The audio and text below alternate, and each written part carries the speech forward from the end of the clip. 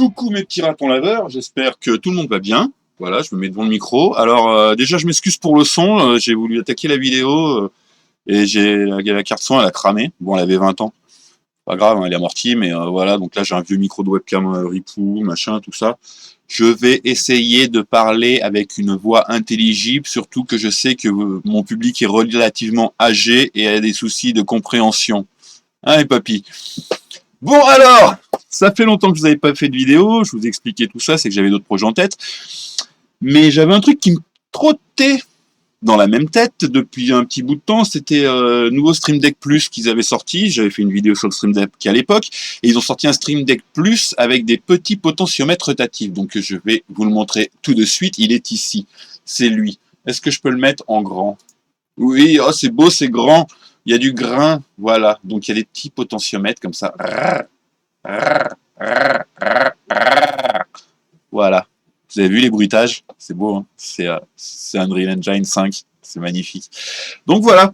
Donc c'est un produit, donc oui, je sais, c'est un produit qui est relativement coûteux. Donc je crois qu'il est à 220 balles prix public normalement. Je l'ai vu hier passer sur Amazon, donc n'hésitez pas à traîner sur les Deal Labs, des conneries comme ça. Hier je l'ai chopé à 169 €, poil aux dents. Et donc voilà, ça fait un bouton que ça me traînait dans la tête. Je voulais faire 2-3 trucs avec, pas pour le pin cab, mais vu qu'il y a un certain intérêt pour le pin cab pour moi, je me suis dit je vais en faire une, ça rendra Ludovic Denis heureux, vu que c'est un produit pour les riches et les Suisses. Donc voilà, Ludo, si tu nous regardes, les bisous à l'Helvétie. Et donc je me suis dit qu'il serait bien de se servir de ça pour gérer entre autres le SSF. Donc le SSF, les enceintes vibrantes dans notre pin cab. Donc j'ai reçu, je l'ai commandé hier, je l'ai reçu en début d'après-midi, là, et j'ai essayé, ça marche nickel. Donc je vais vous faire voir comment ça fonctionne. Alors, les prérequis. Alors votre pin cab il fonctionne. Vous avez votre SSF avec EQAPO installé, Pinvol, donc forcément Pinvol SSF est activé.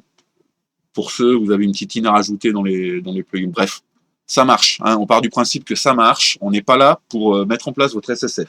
Donc tout marche. Vous achetez le Stream Deck Plus qui est là, ou vous le volez, ou vous le louez, faites comme vous voulez. Hein.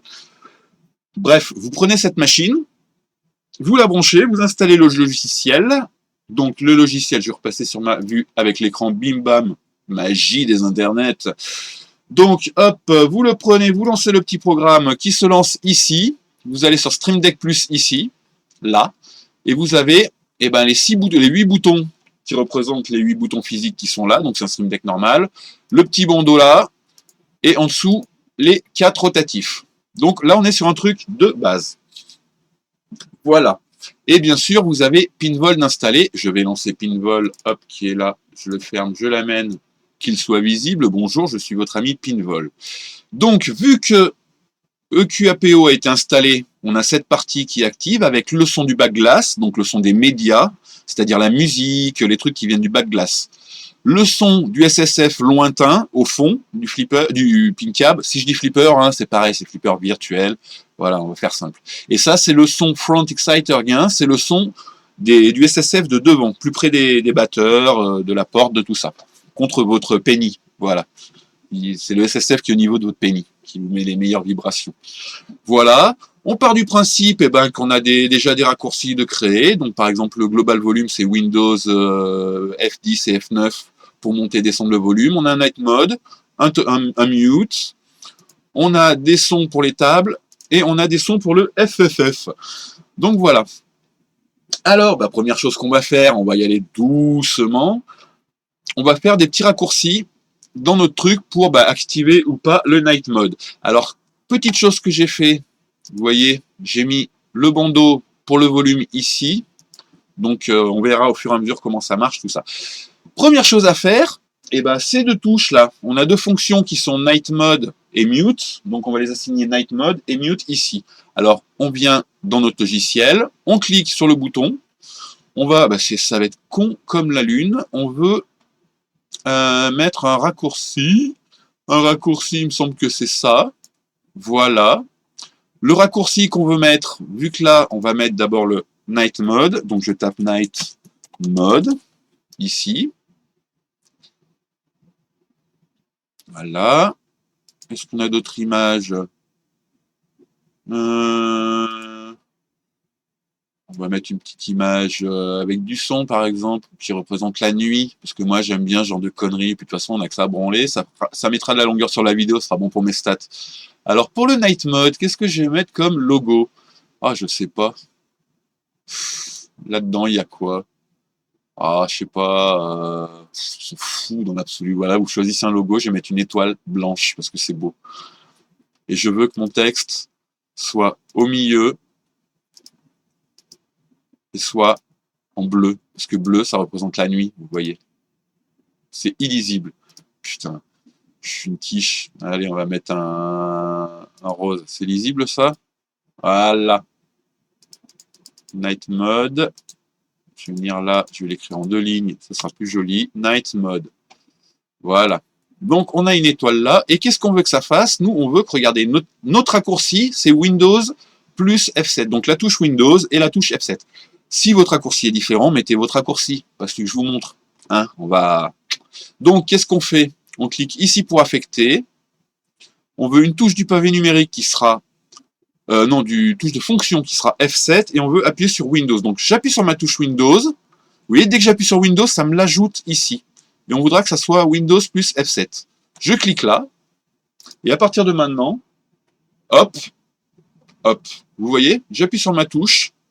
Magie. Le son descend en night mode. Et il remonte en normal. Pour info, quand on est en night mode, il me semble que ça coupe le SSF ou ça le réduit vachement. On verra. Voilà. On va faire la même chose à côté pour mute. Donc mute, on veut une action, un raccourci. Voilà. On veut une petite icône, parce qu'on aime bien les petites icônes. Non, je veux une icône. Ouvrir la bibliothèque d'icônes. Ah ben, elle est là. Le mute, ben, on va mettre quoi? On va mettre une croix. Il n'y a pas une croix à la con, là? Ou... Ah, mettre ça, tiens. Voilà, ça c'est bien. On va l'appeler mute. Mute. On va le mettre au milieu en rouge. Orange. Voilà. Et on va le mettre plus gros. Voilà. Donc on a une grosse touche mute. En Arial gras. Blam. Ouais, non, c'est moche. Il n'y a pas un impact. Voilà, impact, c'est bien impact. Mute. OK. Et on va lui donner le raccourci. Donc c'est Windows F8. Donc on reclique ici. Touche de fonction. On appuie sur notre touche Windows. Bim! Vous avez vu, c'est magnifique. Hop, et c'est F8. F8, hop, là. Et maintenant, si on appuie là, ça mute. Et ça démute. 1, 1. Voilà, muter, démuter. Donc pour l'instant, il n'y a rien de nouveau sous le soleil. C'est ce qu'on savait faire avant avec des touches. Nous, ce qui nous intéresse, c'est les potentiomètres. Et ben allez, on passe au potentiomètre. Alors, le premier. Alors, on va dire que le premier, on va lui dire que c'est le volume de la table, par exemple. Après, vous voyez, on pourrait mettre un volume différent, tout ça, mais on s'en fout. Donc, on va mettre le volume de la table. Table key, c'est Shift Add, donc Shift plus et Shift moins. Donc, je vais venir ici. Moi, je veux un truc pour les boutons et je veux des raccourcis ici. Hop. Donc, je veux que ce soit le volume de ma table. Je tape table. Donc, je pourrais taper Zizi, hein, ça n'a aucune incidence. Hein, c'est juste que c'est le volume de la table. Hop. Donc on s'en fout de l'icône. Rotation anti-horaire, ça veut dire quand je tourne dans ce sens, je veux que ça baisse le son de la table. Donc je veux que ça fasse volume down, donc c'est Shift et moins. Donc je clique ici pour affecter. C'est pavé numérique moins, mais je veux que ce soit avec Shift. Donc j'appuie sur Shift, hop, majuscule, plus pavé numérique moins.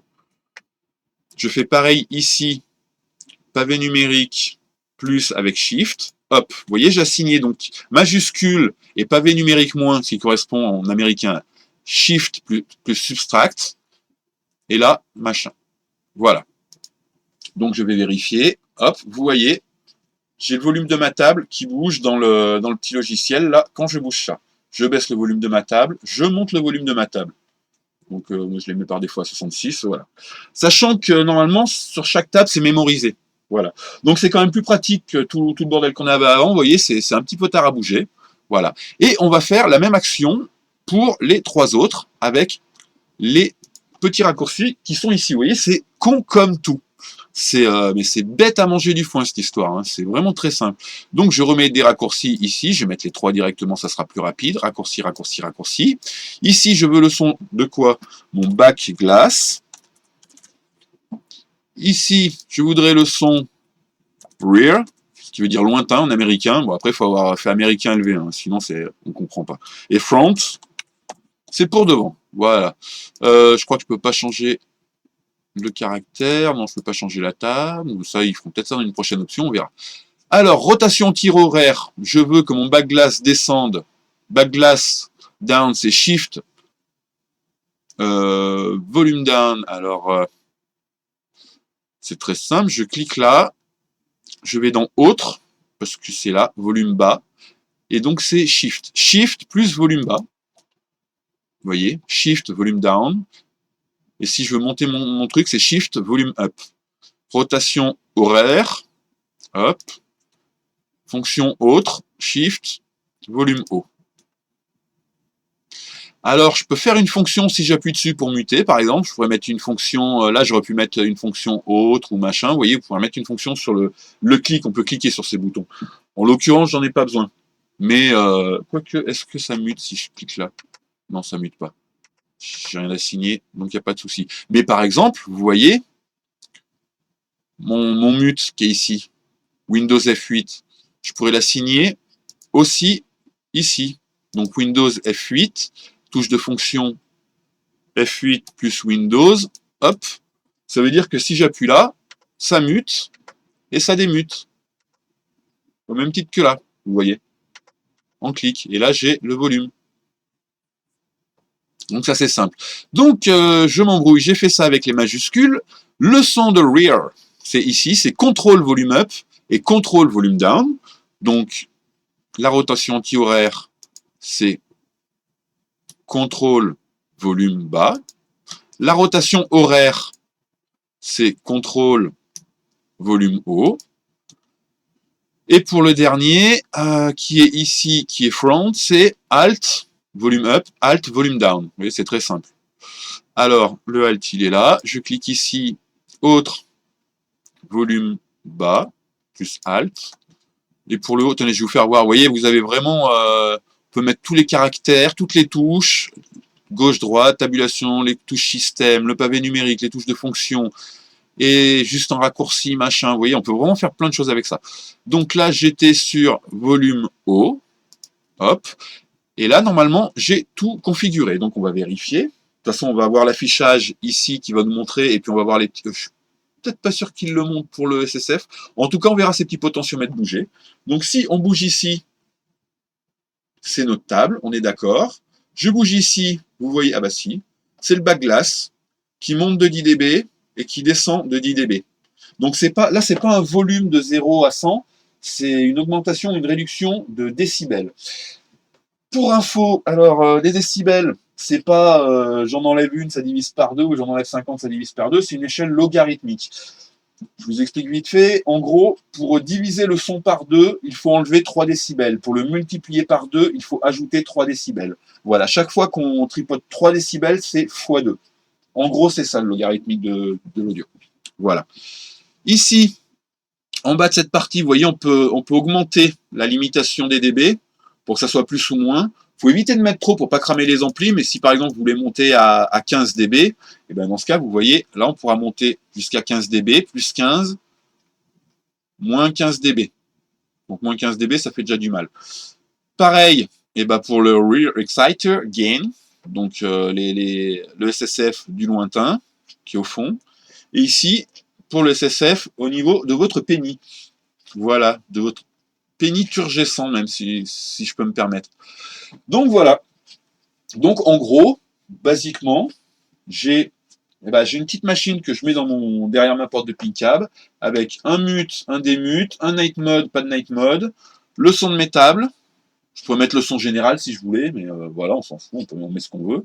Après, le son général, vous voyez, vous pouvez le mettre par exemple en dessous en mettant plusieurs raccourcis.